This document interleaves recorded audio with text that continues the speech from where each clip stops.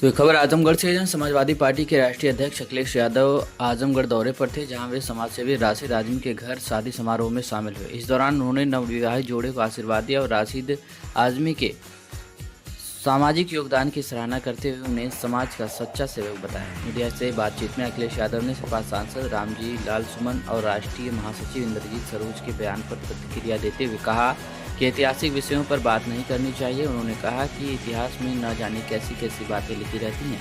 अगर इतिहास सही रास्ता नहीं दिखा सकता तो उसे इतिहास ही रहने देना चाहिए। उन्होंने कहा कि समाजवादियों को इतिहास पर नहीं बल्कि नौकरी, आरक्षण और बेरोजगारी जैसे मुद्दों पर चर्चा करनी चाहिए। अखिलेश ने करणी सेना के प्रदर्शन पर भी भाजपा को घेरा और कहा कि अगर भाजपा के 400 सांसद आ जाते तो सड़कों पर हथियार ही हथियार होते। उन्होंने इस कार्यक्रम की तुलना हिटलर के दौर से की और कहा कि बीजेपी अपने ट्रूपर्स को सड़क पर उतार रही है। उन्होंने आजमगढ़ को अपना घर बताया और पिछड़ा, दलित, अल्पसंख्यक परिवार की लड़ाई को और मजबूत करने की बात कही। साथ ही प्रदेश में हो रही कस्टोडियल डेथ पर चिंता जताई और योगी सरकार की लैंड बैक नीति पर भी सवाल उठाया। क्या कुछ कहा उन्होंने मीडिया से बातचीत करते हुए?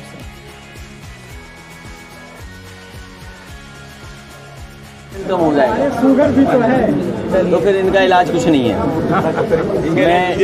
मैं आप सबका, प्रेस के साथियों का धन्यवाद देता हूं और साथ ही साथ मोहम्मद राशिद जी का कि जिनके परिवार में शादी का कार्यक्रम है और इन्होंने बुलाया, उसी कार्यक्रम में शामिल होने आया हूँ। हमारे साथ अबू आसिम आजमी जी, महाराष्ट्र के प्रदेश के अध्यक्ष और पार्टी के सभी जिम्मेदार साथी यहाँ पर मौजूद हैं। शादी के कार्यक्रम में, समारोह में आने से लाभ ये है कि सब लोगों से मिलने का मौका मिल जाता है और आजमगढ़ के कई शादी या पारिवारिक कार्यक्रमों में मुझे शामिल होने का मौका मिला है। हालांकि जो जनप्रतिनिधि हैं उन्हें अपने क्षेत्र में हम लोगों से कई गुना ज़्यादा ऐसे कार्यक्रमों में शामिल होने पर मौका मिलता है और करते भी हैं। जब मैं लोकसभा का सांसद था पहली बार, दूसरी बार, हम लोग जानते हैं कि एक एक दिन में 20-20, 24-24 शादियां अटेंड करते थे। एक ही दिन में शादियों में भी जाना,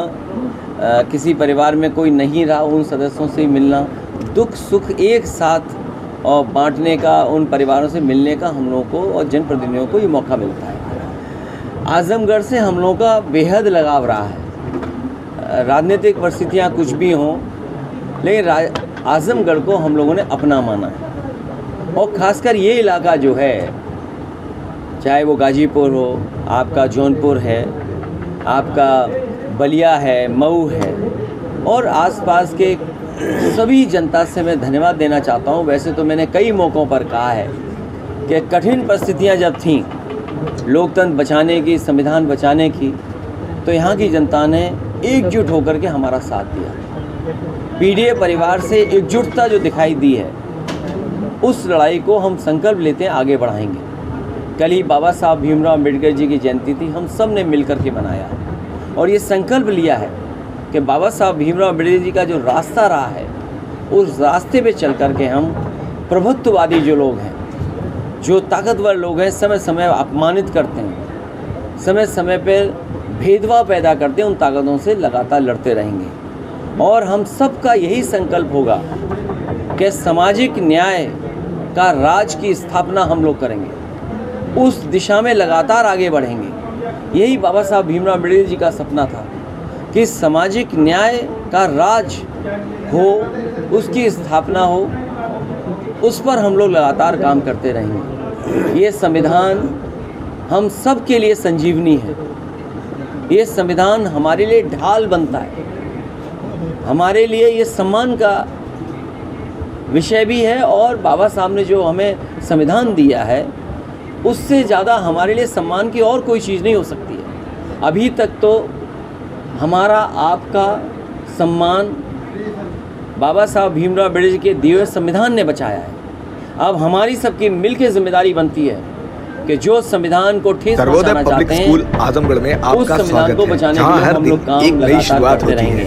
आज इस गाँव में मैं आया हूँ, हालांकि हमारे मोहम्मद राशिद ने मेहनत यहाँ कर के करके बच्चे की अच्छी शिक्षा और बेहतर भविष्य के लिए नई शिक्षा देश नीति में जाकर के 2020 के स्थान बना अनुरूप लिया। पाठ्यक्रम है और और इससे अपने जुड़ी सभी परिश्रम से, सुविधाएं अपने उपलब्ध हैं। मेहनत यहाँ से स्पोर्ट्स, कारोबारी हॉर्स नहीं बल्कि राइडिंग, प्रतिष्ठा डांस भी क्लासेस बना जैसी ली है। यूजफुल एक्टिविटीज तो होती शहर ही में हैं, साथ ही लाइब्रेरी, ऐसे घर होते म्यूजिक हैं, और लेकिन आर्ट एंड गाँव क्राफ्ट के में थ्रू ये भी सुविधा बच्चों की होना, क्रिएटिविटी को स्पेशली ये बढ़ावा दिया जाता बड़ा है। काम बच्चों को किया है इन्होंने। तकनीकी दुनिया से जोड़े इसी रखने से के लिए गाँव स्मार्ट के प्रति क्लासेस, लगाव बढ़ेगा। रोबोटिक्स और मैं कंप्यूटर आपको लैब भरोसा उपलब्ध दिलाता हैं। हूँ। छोटे बच्चों के लिए अलग से प्ले आजमगढ़ एरिया के है और विकास एक्टिविटी के लिए रूम की व्यवस्था है। सर्वोदय और स्कूल में बड़ी क्रिकेट जितना एकेडमी भी के काम साथ ही करना पड़ेगा हेल्थ हम और लोग वेलफेयर करेंगे, क्लब कभी भी है, जहाँ पर बजट की बच्चों को कमी नहीं होगी। सेहतमंद और पहले खुश भी रखने 10 की में से 10 पूरी जिताई कोशिश हैं। की जाती है। मुझे 6th पूरा क्लास से भरोसा है 12th के लिए आजमगढ़ की जनता सेपरेट 10 में क्लास से है 10 और बिल्कुल फिर समाजवादियों सुरक्षित के स्कूल पक्ष में बस डालेगी। सर्विसेज, वो भी जीपीएस के साथ जो सभी रूट्स के लिए सपना अवेलेबल है। समाजवादियों आने वाले ने दिनों में देखा सर्वोदय स्कूल में कि स्विमिंग पूर्वांचल पूल, एक्सप्रेसवे के ऑडिटोरियम और किनारे और इससे बास्केटबॉल विकास कोर्ट की जैसी गति कई बढ़ेगी। शानदार सुविधाएं लोग मिलेंगी। आना बाकी जाना आसान वेल होगा। क्वालिफाइड स्टाफ तो गति मौजूद तो है बढ़ी। ही सर्वोदय पब्लिक स्कूल लेकिन आजमगढ़ जिस पर, रूप जहाँ में हर हम लोग बच्चा बनाना खुद को चाहते थे, और जो बेहतर बना और सकता सुविधाएं है। देना सर्वोदय चाहते थे, पब्लिक स्कूल वो आजमगढ़। सुविधाएं सरकार कमीशन नहीं दे साहब, रही। ओपन। कल ही मैं मुख्यमंत्री जी का सुन रहा था, न जाने कितने हजार एकड़ कह रहे हैं कि उन्होंने लैंड बैंक बना लिया है, कि वो कारोबार के लिए वो लैंड बैंक तैयार किया है। सोचिए, जो सरकार 8-9 साल में केवल लैंड बैंक बना पा रही हो। कल ही का भाषण सुना मैंने और बता रहे कि खंड में इतने 1000 करोड़ का इन्वेस्टमेंट आने वाला है। इतने 1000 एकड़ ज़मीन का लैंड बैंक बना लिया। एयरवे पूरे प्रदेश में जाने कितने 1000 एकड़ का बताया लैंड बैंक बना लिया। जो सरकार आज तक लैंड बैंक बना रही हो तो क्या इन्वेस्टमेंट आया होगा। और दूसरा, मुख्यमंत्री जी कह रहे थे कि इंसेंटिव उन्होंने दिया है, जो पुराना इन्वेस्टमेंट स्टेट में आया था उसका वो इंसेंटिव आज भी दे रहे हैं। तो यही तो विकास होता है। कभी समाजवादियों ने लाने का काम किया था और उसी का परिणाम ये कि कारोबार बढ़ा। ये बीजेपी के लोगों ने इंसेंटिव रोका था और इंसेंटिव एक बड़ी कंपनी जो हज़ारों लोगों को नौकरी दे रही है और हज़ारों करोड़ का कारोबार मार्केट में दे रही है। हो सकता है उस कंपनी का मोबाइल भी आपके हाथ में हो, घर पे टीवी भी हो, फ्रिज भी हो या और भी सामान जो बनाता वो हो, लेकिन वो इन्वेस्टमेंट जब यूपी में किए तो उसका इंसेंटिव रोकने का काम कर रहे थे ये सरकार के लोग। उन्हें कोर्ट जाना पड़ा, कोर्ट की वजह से उन्हें इंसेंटिव मिला है। तो ये सरकार बताएगी ये क्या कर रही जिससे इंसेंटिव आएगा। क्या पुरानी सरकार की योजनाओं का इंसेंटिव देते रहेंगे? इसलिए लड़ाई लंबी है, बड़ी है। हम लोग कामयाब होंगे। पीडीए को जिस तरीके से समर्थन मिल रहा है और जो लोगों को धीरे धीरे सामाजिक न्याय के राज की स्थापना के लिए एकजुटता दिखाई दे रही है, उससे हमें भरोसा है कि आने वाले समय में बड़ा परिवर्तन होने जा रहा है। जो ज़ीरो पॉवर्टी की बात कर रहे हैं, ये मुख्यमंत्री जी जानते नहीं है कुछ। जैसे कहा zero tolerance to law and order. आप बताओ क्या स्थिति है लॉ एंड ऑर्डर की? जो जहाँ चाहता है मार देता है। और आपके ज़िले में दलित की बताओ कस्टोडियल डेथ हो गई। इससे ज़्यादा काला धब्बा पुलिस के लिए और क्या हो सकता है? क्या पुलिस पे आरोप इस बात का है कि पुलिस की वजह से उस दलित ने जान दे दी। हम लोगों ने तो सहयोग किया है, मदद की है उस परिवार की। हम लोग न्याय के लिए भी लड़ते रहेंगे जिससे उस परिवार को न्याय मिल जाए। आर्थिक मदद कोई बड़ी चीज़ नहीं जो हम दे पाए हैं, लेकिन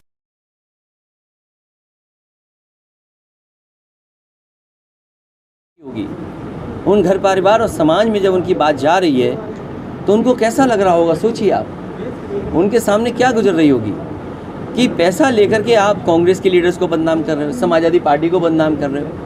और जो बात चली थी दिल्ली से, अगर इतना हंगामा है रामजय सुमन जी पर, तो अगर हमारे लोग भी उसी तरह आंदोलन करने लगे तब क्या होगा? क्या दिल्ली की मुख्यमंत्री की जो भाषा थी क्या सभ्य भाषा थी? क्या कभी हम लोगों ने इस तरह का किसी के लिए कहा हो? फिर हमारा घर गंगा जल से धुलवाया। सोचो, चलो मैं तो बुरा नहीं मान रहा हूँ क्योंकि राजनीति में हूँ, लेकिन जो हमारी आने वाली पीढ़ी है उस पर क्या गुजरती होगी? आप में से बताओ कि अगर आपका घर हो, हम गंगा जल से धुलवा दें तो क्या गुजरेगी आप पर? ये वही समझ सकता है जिसके ऊपर गुजरी हो। बाबा साहब भीमराव अम्बेडकर जी पे गुजरा था। उन्हें तालाब में पानी पीना नहीं देते थे जहाँ जानवर पानी पीते थे। उन्हें कक्षा में जो भेदभाव होता था उनका, और तमाम हमारे दलित समाज के लोग हैं वो जानते होंगे उनसे क्या क्या नहीं गुजरी। उनको छू देते थे तो नहाना पड़ता था, परछाई न पड़ जाए, कुछ मटका बांधते थे। तो ये बुराइयां समाज की थीं, तमाम लोग हैं जो बुराइयों से दूर भागना चाहते हैं। बुराइयां उन्हीं की वजह से हैं ये, इसलिए हमें और आपको राजनीति में दूसरी जगह उलझा रहे हैं। आज बताओ, किसान की आय दोगुनी हो गई, गेहूं खरीदा जा रहा है, सरकार ये कह रही है इस रेट से ज़्यादा नहीं खरीद सकते प्राइवेट लोग। क्यों नहीं खरीद सकते? क्योंकि सरकार कंपटीशन नहीं होने देना चाहती है। अगर कंपटीशन होगा तो आड़तियाँ महंगा खरीदेंगे गेहूँ। सरकार मिल गई बड़े उद्योगपतियों से, और उद्योगपति से मिल करके गेहूँ को सस्ता खरीदवा रही है, क्योंकि कल वही उद्योगपति जब आपको आटा देंगे, आटे पे कितना गुना मुनाफा होगा, आपको बिस्किट देंगे कितना मुनाफा होगा।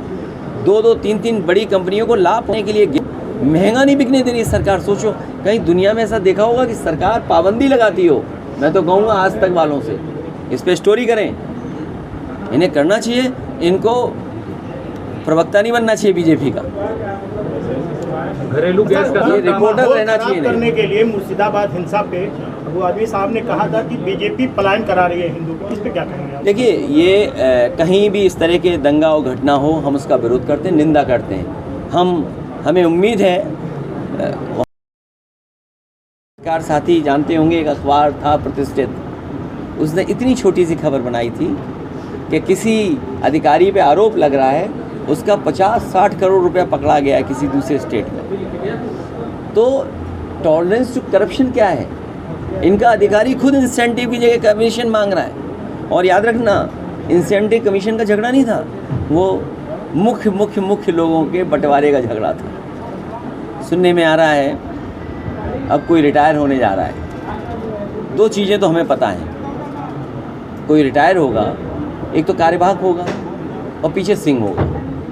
2 चीज़ें तो हमें पता हैं, बीच का नाम आप बता देना हमें। एक, अभी कोई रिटायर होने जा रहे हैं, सुनने में आ रहा, बड़ा चर्चा है, लोग हमसे भी पूछते हैं कि कौन होगा, तो हमने कहा हम इतना नहीं जानते, हम इतना जानते हैं कि वो कार्यवाहक होगा और नाम में सिंह होगा पीछे। अच्छा सर, इस समय जो भी चीज़ें हैं, बयानबाजी को लेकर काफ़ी चल रहा है। अभी आपके विधायक इंद्रजीत जी का बयान आया कि मुसलमान अगर आक्रमणकारी हुए, आक्रमण किए तो हिंदू देवी देवता कहाँ थे, काफ़ी उस पर नहीं। देखिए, ये ज़माना और समय ऐसा है, कोई बात अगर आप कह देंगे उसके मायने निकाले जाएंगे। अभी जो हंगामा हुआ, जिस तरह से आंदोलन हुआ और जिस तरह से ये लोग कह रहे थे कि हम संविधान से देश को चलाते हैं, हम बाबा साहब भीमराव अम्बेडकर जी पे मैराथन करा रहे थे। अभी लखनऊ में पता होगा मैराथन हुआ बाबा साहब के नाम पर, पूरे प्रदेश में सांस्कृतिक कार्यक्रम सरकार ने कराए। सरकार ये बताए, अगर उनके 400 MP जीत गए होते तो मैं आपको दावे के साथ कह सकता हूँ, ये जो नंगी तलवारें निकली हैं और ये राइफलें निकली हैं और जो गाली गलौज हुआ है, ये सड़कों पे दिखाई देता। कोई सड़क गली नहीं सुनी बस्ती जहाँ पर ये इस तरह का व्यवहार ना हो रहा होता। तो किस भावना से कौन क्या कह रहा है, इस बारे में मैं नहीं पढ़ना चाहता हूँ। लेकिन बीजेपी के इस कार्यक्रम की वजह से हमें हिटलर का ट्रूपर याद आ गया।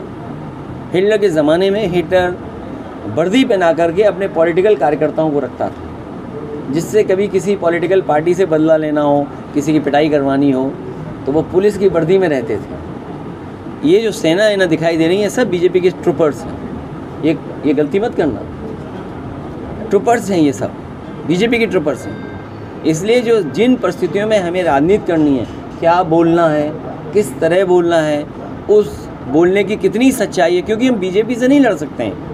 अब आप सोशल मीडिया के प्लेटफॉर्म देखिए, हमें क्या क्या बना दिया उन्होंने। कई हज़ार करोड़ रुपए खर्च कर रहे हैं, हालांकि सभी चैनल अखबार हैं, ये बुरा मान जाएंगे तक वाले, लेकिन दैनिक भास्कर